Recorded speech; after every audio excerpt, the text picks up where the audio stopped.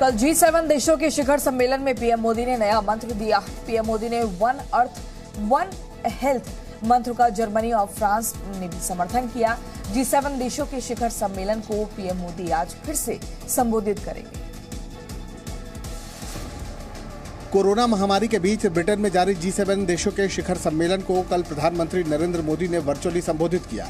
इस दौरान पीएम मोदी ने दुनिया को वन अर्थ वन हेल्थ का मंत्र दिया। जर्मनी की चांसलर एंजेला मर्केल ने खास तौर पर पीएम मोदी के इस मंत्र का जिक्र किया और इसे लेकर भरपूर समर्थन भी प्रकट किया। G7 समिट के दौरान ऑस्ट्रेलिया के पीएम स्कॉट मॉरिसन ने पीएम मोदी के साथ हुई बातचीत का जिक्र किया और वैक्सीन के लिए भारत की तरफ से लाए गए प्रस्ताव को पूरा समर्थन देने का ऐलान किया।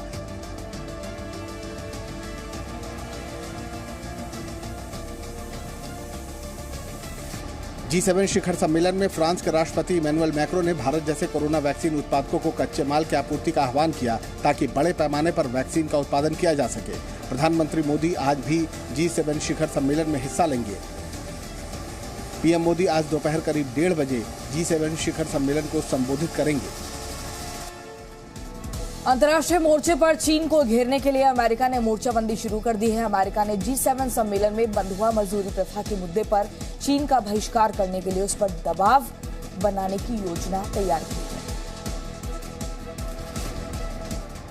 G7 शिखर सम्मेलन में अमेरिका के राष्ट्रपति जो बाइडेन ने लोकतांत्रिक देशों पर बंधुआ मजदूरी प्रथा को लेकर चीन के बहिष्कार का दबाव बनाने की योजना तैयार की है।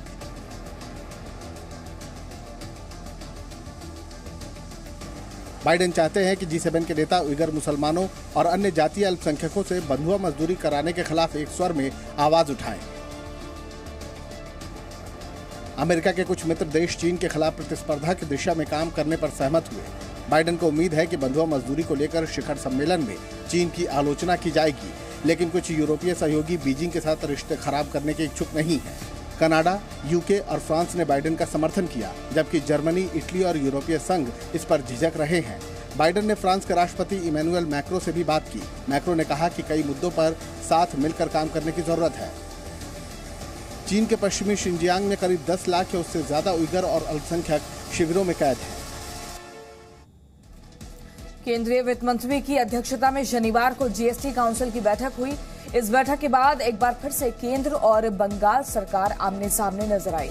बंगाल के वित्त मंत्री अमित मित्रा ने दावा किया कि काउंसिल की बैठक में हुए फैसलों का जब उन्होंने विरोध किया तो उनकी आवाज नहीं सुनी गई। पश्चिम बंगाल के वित्त मंत्री अमित मित्रा ने आरोप लगाया है कि जीएसटी काउंसिल में उनका सवाल नहीं सुना गया।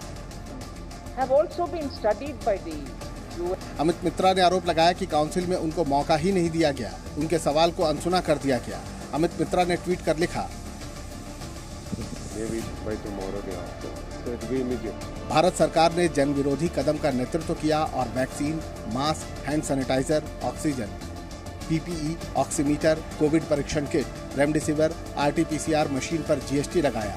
चूंकि मेरी आवाज पर ध्यान नहीं दिया गया, इसलिए मैंने पत्र द्वारा अपनी असहमति दर्ज की है। I am not reading each one of them, but that will be distributed, so you will be getting a copy of all the items. इस ट्वीट के बाद बीजेपी सांसद और वित्त राज्य मंत्री अनुराग ठाकुर ने सफाई देते हुए कहा कि किसी तकनीकी दिक्कत की वजह से ऐसा हुआ है।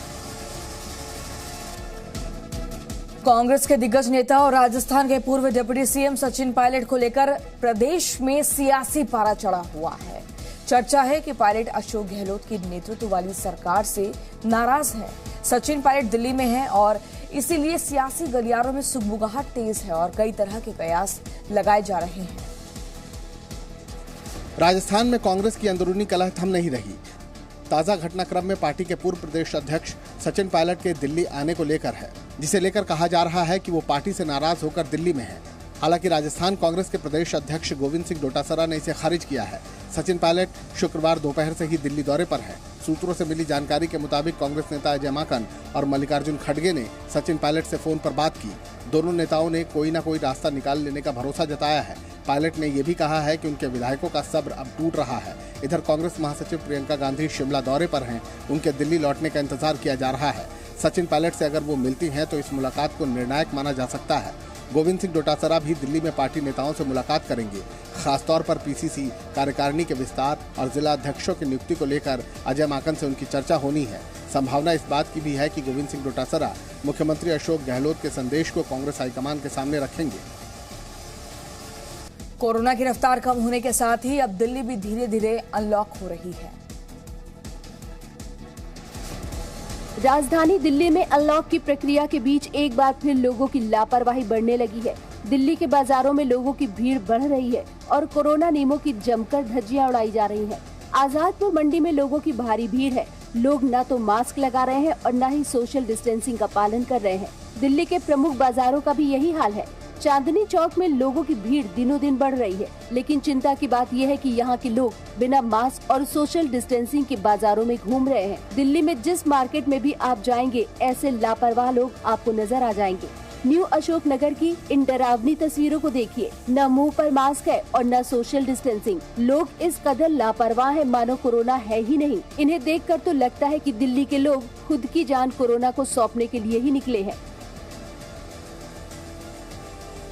जाहिर है, अगर ऐसी ही लापरवाही बढ़ती गई तो कोरोना संक्रमण एक बार फिर तेजी से फैल सकता है। मुंबई में मानसून की बारिश की वजह से हालात खराब हैं। देश के दूसरे राज्यों में भी मानसून पहुंच रहा है। महाराष्ट्र में मानसून की दस्तक के साथ ही लगातार बारिश हो रही है। माया नगरी मुंबई में तेज बारिश का सिलसिला जारी है। मौसम विभाग ने अगले 48 घंटे में भारी बारिश की चेतावनी दी है। मुंबई में 2 दिन का रेड अलर्ट है। कोंकण में भी कुछ जगहों पर भारी बारिश के आसार हैं। रत्नागिरी और रायगढ़ के लिए भी मौसम विभाग ने रेड अलर्ट जारी किया है। लगातार हो रही बारिश के चलते सड़कों पर पानी भरा है। लोगों को काफी परेशानियों का सामना करना पड़ रहा है। इधर दिल्ली एनसीआर को लेकर भी मौसम विभाग ने अलर्ट जारी किया है। मौसम विभाग ने पूर्वानुमान लगाया है कि दिल्ली, नोएडा, गाजियाबाद, गुरुग्राम और फरीदाबाद में बारिश के साथ 40 से 50 किलोमीटर प्रति घंटे की रफ्तार से हवाएं चल सकती हैं। बीती रात दिल्ली के कुछ इलाकों में हल्की बारिश हुई। मध्य प्रदेश में भी मौसम विभाग ने बारिश की चेतावनी दी है। मौसम विभाग के मुताबिक जबलपुर, नरसिंहपुर, छिंदवाड़ा, सिवनी, मंडला, बालाघाट में गरज के साथ भारी बारिश की संभावना है। पीएनबी घोटाले के आरोपी मेहुल चौकसी को लेकर भारत ने डोमिनिका कोर्ट में 2 याचिकाएं दाखिल की हैं। ये याचिकाएं सीबीआई विदेश मंत्रालय ने दायर की है, जिस पर सुनवाई सोमवार को होगी। पीएनबी घोटाले के आरोपी और भगोड़े हीरा कारोबारी मेहुल चौकसी को लेकर भारत की ओर से डोमिनिका कोर्ट में 2 याचिकाएं दाखिल की गई हैं। मेहुल चौकसी के प्रत्यर्पण को लेकर सीबीआई और विदेश मंत्रालय ने डोमिनिका कोर्ट में याचिका दी है। मेहुल चौकसी के प्रत्यर्पण को लेकर भारत की ओर से डोमिनिका हाई कोर्ट में अभियोग याचिका दायर की गई है। ये अभियोग याचिकाएं सीबीआई और विदेश मंत्रालय ने दायर की है। सीबीआई की याचिका मेहुल चौकसी की आपराधिक गतिविधियों और उसकी भगोड़ी स्थिति पर केंद्रित है, जबकि विदेश मंत्रालय की याचिका चौकसी की भारतीय नागरिकता की स्थिति पर केंद्रित है। अगर याचिकाओं को स्वीकार किया जाता है तो वकील हरीश साल्वे डोमिनिका में भारत की ओर से इस मामले की पैरवी करेंगे। डोमिनिका में मेहुल चौकसी की अवैध एंट्री पर सोमवार सुबह 9 बजे ट्रायल की शुरुआत होगी। इस दौरान चौकसी को कोर्ट में उपस्थित रहना होगा। कांग्रेस नेता दिग्विजय सिंह का कश्मीर पर ऑडियो सामने आने के बाद बीजेपी लगातार हमलावर है। बीजेपी विधायक सुरेंद्र सिंह ने केंद्र सरकार से मांग की है कि कांग्रेस नेता दिग्विजय सिंह पर देशद्रोह का मुकदमा दर्ज हो। कश्मीर और धारा 370 पर कांग्रेस नेता दिग्विजय सिंह का ऑडियो टेप सामने आने के बाद बीजेपी लगातार हमलावर है। अब यूपी के बलिया से बीजेपी विधायक सुरेंद्र सिंह ने कांग्रेस नेता दिग्विजय सिंह के विवादित बयान पर निशाना साधा है और उन पर देशद्रोह का मुकदमा चलाकर पाकिस्तान भेजने की मांग की है। आज ही मैं तो कहता हूँ कि भारत सरकार को ऐसे लोगों पर देशद्रोह का मुकदमा चला करके और इनकी विदाई पाकिस्तान की धरती पर कर देना चाहिए।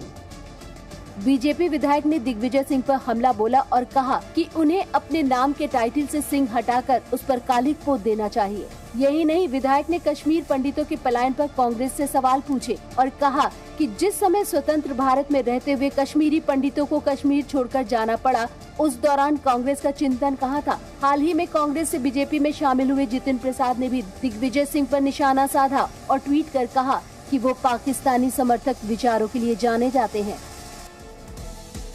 यूपी के बहराइच में कोरोना नियमों की जमकर धज्जियां उड़ाई गईं और एक मुंडन कार्यक्रम में बार बालाओं के डांस में सैकड़ों की भीड़ जुटी। लोगों ने इस दौरान ना तो मास्क पहना था और ना ही सोशल डिस्टेंसिंग का पालन किया।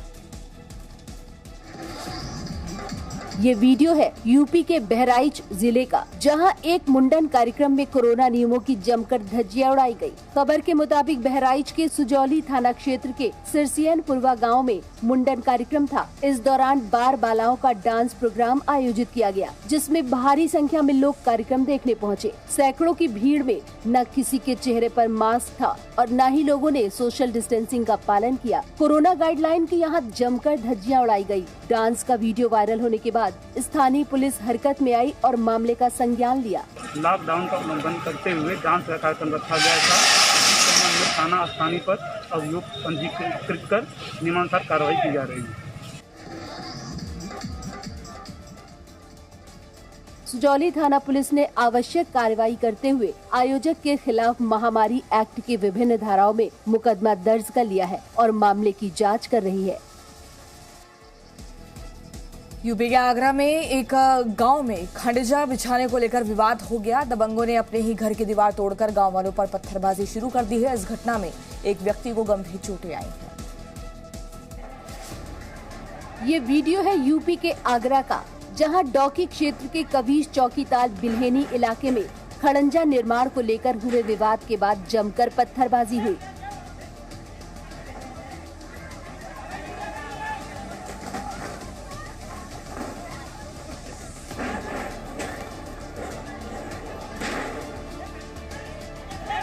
खबर के मुताबिक विधायक निधि से खड़ंजे का निर्माण कार्य चल रहा था, लेकिन गांव के दबंगों ने ही इस निर्माण कार्य में बाधा डाल दी।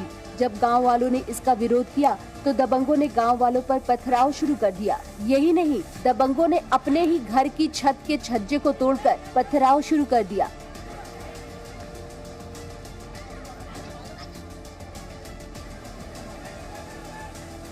इस पत्थरबाजी में एक व्यक्ति को गंभीर चोटें आई है। अब पथराव का वीडियो सोशल मीडिया पर वायरल हो रहा है।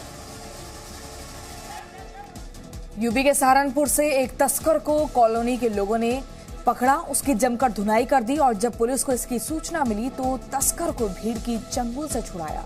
पुलिस मामले की जांच कर रही है। यूपी का सहारनपुर नशे के सौदागर का अड्डा बना हुआ है। जिले के सदर थाना क्षेत्र के जेजेपुरम कॉलोनी के लोगों ने नशे के एक सौदागर को पकड़कर उसकी पिटाई कर दी।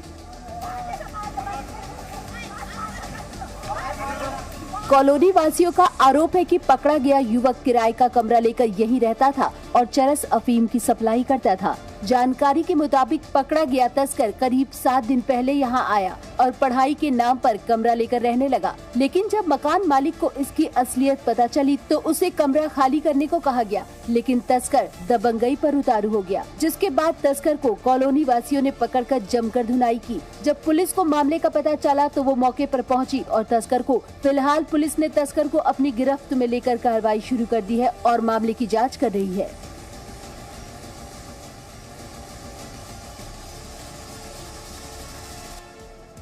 रामगढ़ के नगर निगम के पूर्व आयुक्त आशुतोष पांडे ट्रांसफर होने के बाद रायगढ़ से रायपुर के लिए साइकिल से निकले।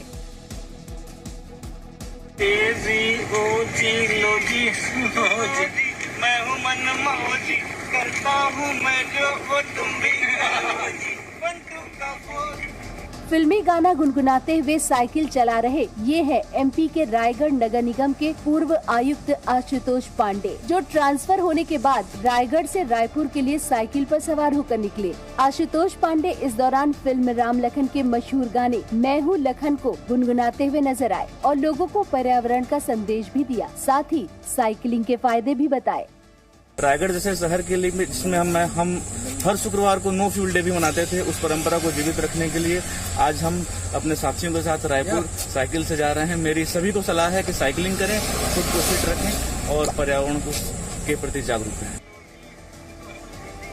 आशुतोष पांडे को वर्तमान में रायगढ़ के उप सचिव श्रम विभाग की जिम्मेदारी सौंपी गई है। वहीं बिहार के अररिया में खेत को लेकर हुई जंग का वीडियो भी वायरल हो रहा है। दो पक्ष आपस में एक दूसरे पर जमकर लाठी डंडे से हमला कर रहे हैं। वीडियो सोशल मीडिया पर वायरल हुआ है। मारपीट का ये वीडियो बिहार के अररिया जिले का है। ये वीडियो सोशल मीडिया पर तेजी से वायरल हो रहा है। वीडियो महलगांव थाना के प्रसादपुर चिकनी गांव का बताया जा रहा है। दरअसल खेत में लगे मूंग की फसल को जब गांव के दबंगों ने जबरन जोत लिया तो उसका विरोध हुआ और फिर देखते ही देखते मूंग का खेत कुरुक्षेत्र में बदल गया। लोग एक दूसरे पर लाठी डंडे से हमला करने लगे। क्या पुरुष क्या महिला, सब एक दूसरे के खून के प्यासे हो गए। वीडियो में आप देख सकते हैं कि जमीन पर पड़े युवक पर लोग डंडे बरसा रहे हैं। महिलाएं भी आपस में भिड़ गई हैं। मारपीट का ये वीडियो 7 दिन पुराना बताया जा रहा है, जो अब वायरल हो रहा है। बताया जा रहा है कि करीब 2 एकड़ में मूंग की फसल लगी थी, जिसे ट्रैक्टर से दबंगों ने जोत दिया। अररिया एसडीपीओ पुष्कर कुमार के मुताबिक वीडियो की जांच की जा रही है। दोनों पक्ष को सुनने के बाद कानून के मुताबिक कार्रवाई की जाएगी। Presenting B News app available on Google Play and App Store. Download it now.